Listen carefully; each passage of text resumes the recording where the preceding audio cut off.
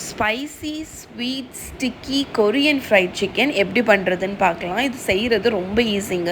First சிக்கனில் salt, pepper, கொஞ்சம் vinegar ஊற்றி நல்லா மிக்ஸ் பண்ணி ஒரு அரை மணிக்கூர் மேரினேட் பண்ண விட்டுருங்க.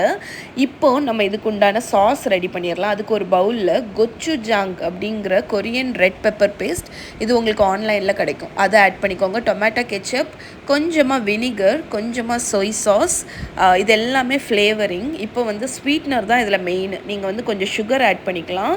அதுக்கப்புறம் ஹனி ஆட் பண்ணணும். நீங்கள் ஹனி என்கிட்ட நான் கார்ன் சிரப் ஆட் பண்ணேன்.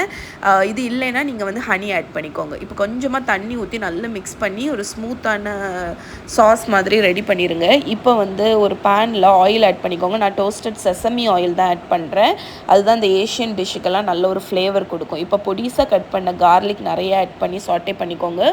இதில் நம்ம மிக்ஸ் பண்ணி வச்சுருக்கோம்ல அந்த சாஸ், அதையும் ஊற்றி ஒரு 1 to 2 minutes நல்லா பாயில் பண்ணிங்கன்னா அது வந்து ஒரு என்ன சொல்ல, ஒரு ஷைனிங்காக ஒரு கிளாஸியான ஒரு சாஸ் மாதிரி ஆகும். இந்த கன்சிஸ்டன்சி வரணும், பார்க்குறதுக்கு நல்ல கிளாஸியாக இருக்கணும்.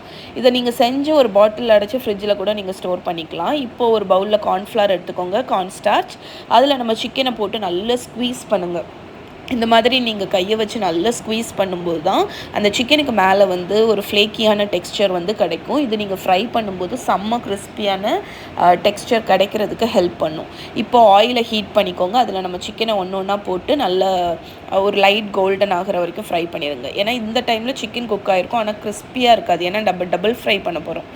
எல்லாத்தையும் ஃப்ரை பண்ணி முடிச்சதுக்கப்புறம் ஹீட்டை இன்க்ரீஸ் பண்ணி மறுபடியும் சிக்கனை போட்டு நல்லா இந்த டைம் நல்லா நீங்கள் கோல்டனாக ஃப்ரை பண்ணி எடுத்துருங்க. இந்த மாதிரி டபுள் ஃப்ரை பண்ணும்போது உங்களோட சிக்கன் வந்து அவ்வளவு கிறிஸ்பியாக இருக்கும்.